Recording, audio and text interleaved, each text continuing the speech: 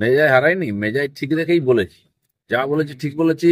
আর আমি খড়গপুরে দাঁড়িয়ে বলে দিচ্ছি, এই ধরনের বেয়াদবি যদি করতে আসে কেউ যে পার্টির, তাকে বাড়ি থেকে টেনে নিয়ে রাস্তায় পিটবো আমি, সে যত বড় নেতা হোক। দিলীপ ঘোষ কারো বাপের খায় না, কারো জমিদারিতে পা দেয় না। সেখানে যদি রাজনীতি করতে হয় ভদ্রভাবে করো, আর নাহলে ছ্যাবলামি করলে আমরাও জানি কাকে কিভাবে সিধা করতে হয়। খড়গপুরটা কারো বাপের জমিদারি নয়।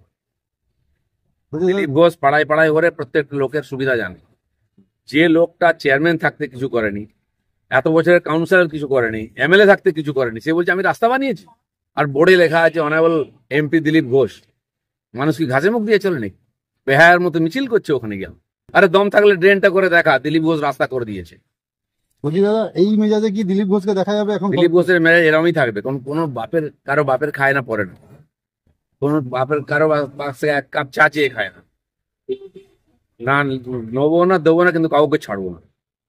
পার্টির পক্ষ থেকে কোনো ব্যবস্থা নেওয়া হবে কালকের ঘটনা নিয়ে? কার বিরুদ্ধে? কালকে যেটা ঘটনা ঘটেছে 6 পার্টি নম্বর। কি ব্যবস্থা নেই? দিলীপ ঘোষ যথেষ্ট, পার্টি লাগে না। আর এখানকার কর্মীরাই যথেষ্ট। আর যদি টিএমসি মনে করে এই রাজনীতি খড়গপুরে শুরু করবে, কাল থেকে শুরু করছে। বাড়ি থেকে ঢুকে মারবো না, বাড়ি থেকে ট্রেনে চৌরাস্তায় মারবো।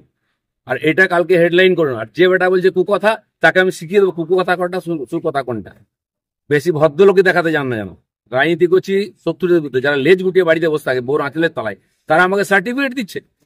জীবনে বাড়ির বাইরে কোনো বেরোয় চমকে দিলে পেচ্ছাপ করে ফেলে, তারা আমাকে সার্টিফিকেট দেয়। আর দিলীপ ঘোষ এই মেজাজে রাজনীতি করবে, যতদিন করবে। রাজনীতি ছেড়ে দেবো, মেজাজ ছাড়বো না বলে দিচ্ছি।